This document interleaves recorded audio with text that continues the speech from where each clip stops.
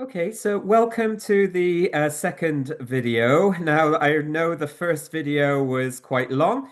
However, hopefully, this second video will be a lot shorter and won't take up so much of your time. So, in this second video, I want to talk about some useful communication skills that might help everyone to communicate more smoothly in this class.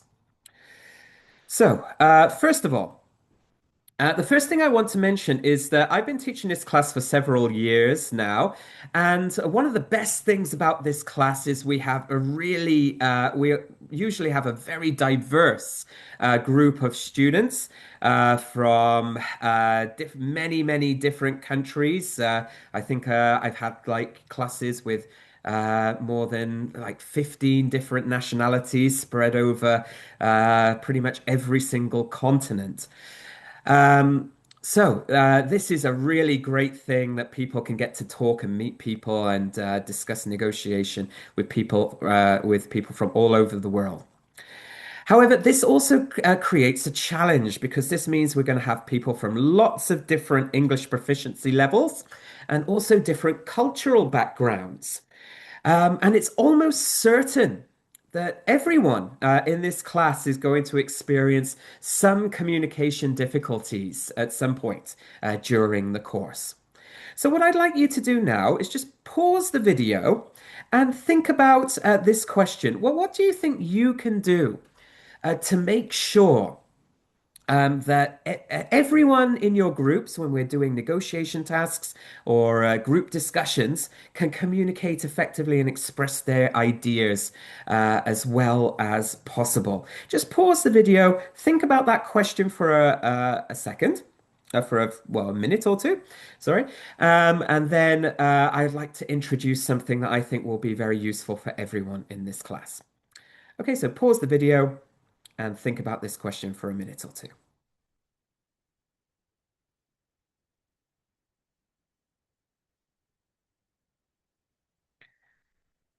Okay, so um, I'm sure you've all got some really good ideas.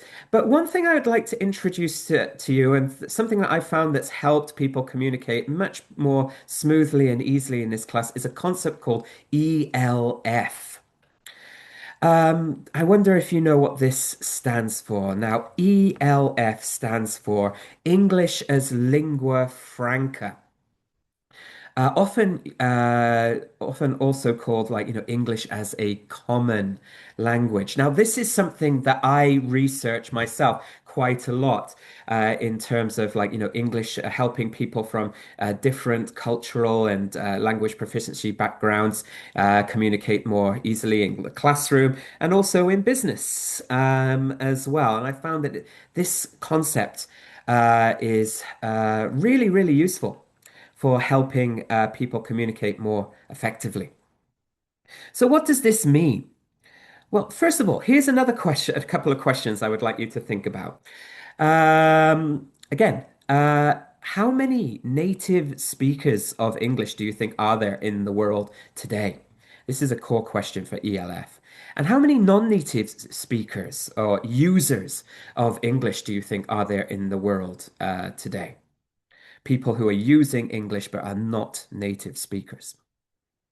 Okay, think about that question for a minute and then pause the video and then we'll take a look at the answers.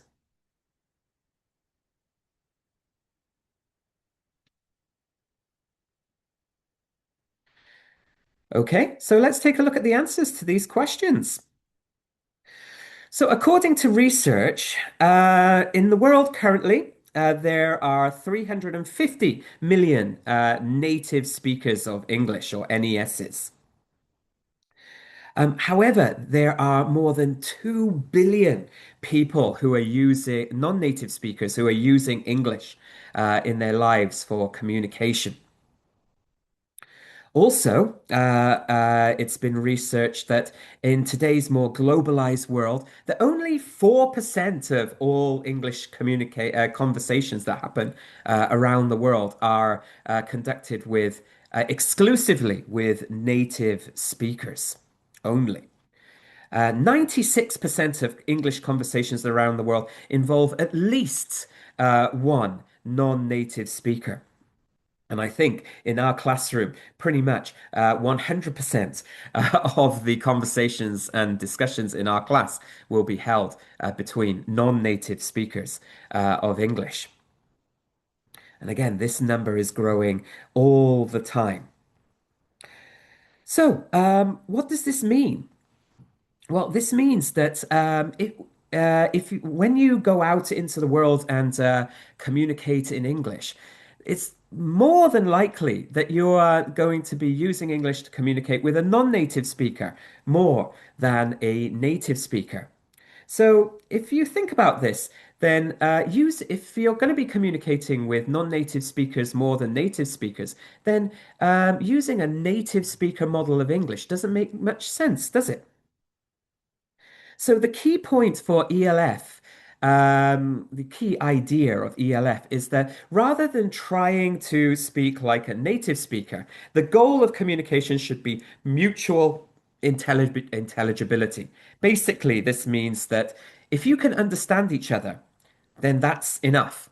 The English does not need to be perfect or native speaker like in order to communicate effectively.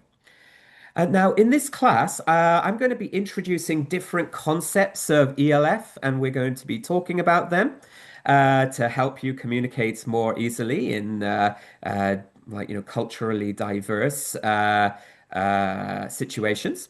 However, there are a few points that I just want to introduce now that will help you to maybe to think about when you're communicating in the class.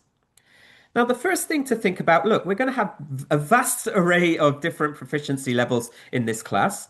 So if you're in a discussion group or a negotiation group and you're thinking, oh no, my proficiency is much lower than the other people in my group, or you're struggling to keep up with the conversations and communication, here is some advice for you. The first thing is, again, just try to be as positive as possible and never feel shame about your English ability. Again, everyone is at different stages of their English journey. So be positive, try and talk a lot. And also, another key point to remember is understand that you might not be able to express your ideas as using the same language or grammar and vocabulary as you do in your first language. You're going to have to adapt the words that you use to suit your language ability. And this is a really important communication skill. I know that I don't my Japanese, for example, is pretty good. But it's still nowhere near as high as my English language ability. And when I communicate in Japanese, I often have to change the words that I use in order to express my ideas clearly. Second is to realize that it is possible to communicate with very, very limited resources. You don't need to have complex grammar and vocabulary knowledge in order to communicate well in English. Again, if you're struggling to express an idea, try and simplify it. Use easier grammar and vocabulary. Try to split the idea from one long idea into several short sentences to express your idea. And remember, communication doesn't have to be only words. Using body language, gestures, pens and paper, anything, that will help you express your idea is valid in ELF communication. So, whatever you can do to express your idea, use it. And finally, don't be afraid to ask for help. Actively ask for help if you're having trouble expressing your ideas and work together with your partners to fix the problem. Again, communication problems when speaking in a second language and in diverse situations is totally natural. So don't expect to be able to communicate perfectly. If you're having trouble, ask for help, work together with your partners, and try and fix the problem together. Take as much time as you need and don't feel pressure to express your ideas quickly. This is a really key point. So if you're feeling that your proficiency level is lower, here are some things. Be positive and don't be ashamed of your English level. There are many, many different ways to communicate with using limited resources. You don't need perfect vocabulary and grammar to express yourself effectively in English. And ask for help if you're having trouble. Work together and fix your problems with your partners. However, it's not just for people with lower proficiency. People, if you're in a group and you feel like your proficiency is higher than the other people in the group, and you notice people are struggling to communicate, people with higher proficiency levels also have a responsibility in the communication in an ELF mindset. Okay, particularly native. If you're a native speaker, these are some things that you should really, really consider when speaking with other people in this class. First of all, is to be patient, yeah, and respectful of others. Again, try to encourage other people in their group, in your group, to speak if if they're not participating so much in the discussions. But again, give people time to talk and don't apply too much pressure on them to respond quickly. Another point to remember is that, look, even if your English is correct and you're using correct English vocabulary and grammar, this does not necessarily mean that the other side is going to understand what you're saying. You need to be prepared to adapt what you're saying to help other people understand your ideas more easily. The second thing is, yeah, as I mentioned before, you'll probably have to adjust your language to make your ideas easier to understand. Particularly be aware that like idiomatic phrases and specialized vocabulary may be very, very difficult for people to understand from different cultural backgrounds and proficiency levels. I remember one time in a past class, we had an American student who was really, really great and so good at helping others to communicate, but had a tendency to use a lot of idioms. One that was particularly was like, right off the bat, so right off the bat, I want to say thank you for joining me in this negotiation.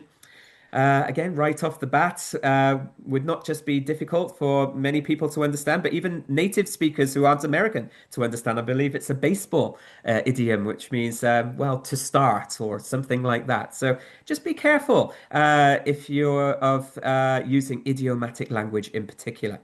And also be prepared that you might have to paraphrase what you're saying several times to get your point across. Yes, even if you're using correct grammar and vocabulary, your idea might not be understood. You might have to change the way you say your ideas several times before everyone can understand your ideas clearly. Again, be prepared to paraphrase what you're saying, use simpler vocabulary, grammar, even using gestures, body language, pens and paper. Anything you can do to make your idea easier for people to understand is good. And finally, yes, actively try to help other people in your group to express themselves. Yeah, if you notice someone struggling, try and ask a guiding question to help them express their ideas. Oh, so are you trying to say this? Do you mean that? Yeah, these kind of phrases can help people to express their ideas. Okay, and again, like after the idea has been expressed, maybe try and rephrase the idea back to check that you understand the idea correctly. It's like, are you saying this? Do you mean this? These are some really good phrases to use to help people communicate more easily. So there we go.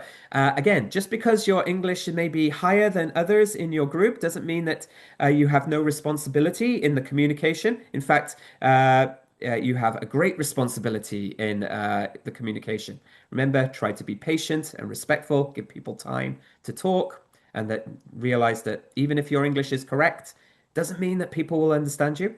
Be prepared to adjust your language to make your ideas easier to understand. Be very, very careful of idiomatic language and specialized vocabulary that people might not know from other cultures or proficiency levels. And be prepared to paraphrase your ideas using simpler vocabulary, grammar, and gestures. And really make an effort to actively help other members in your group communicate if they're struggling. Right, so there we go. There is some useful tips to help you communicate more smoothly. Again, one of the great bonuses of this class is you get to meet people from all over the world. I know I enjoy talking to the students in this class very much, but let's do our best to make sure that everyone has a good experience and can communicate as smoothly as possible. Okay, so that's the end of this video. Next, in the final video, we're going to look at your homework assignments and how to complete your homework assignments. So I'll see you in the next video.